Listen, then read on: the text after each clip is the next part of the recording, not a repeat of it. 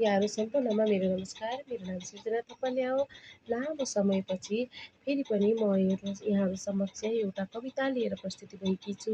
मेरो कविताको शीर्षक रहेको छ कोही सहर। म ढिलो नगरी मेरो कवितालाई चाहिँ यहाँहरू समक्ष म राख्न गइरहेकी छु।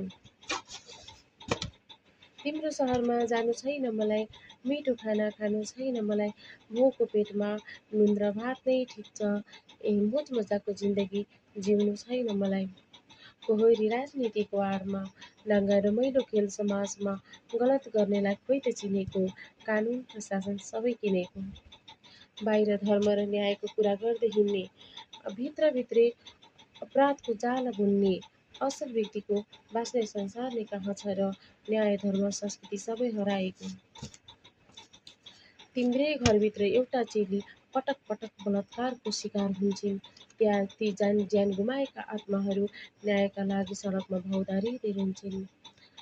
आवाजहरू सबै दबाइएका छन्। यहाँ त सास फेर्न पनि सोच्ने बेला आएको छ।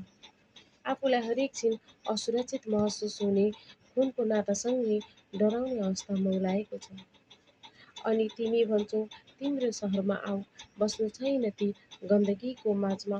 प्रत्येक पटक आँसुको घुटको पिउनै पर्छ त्यो भयावह अन्धकारमय रातमा। हस्त धन्यवाद।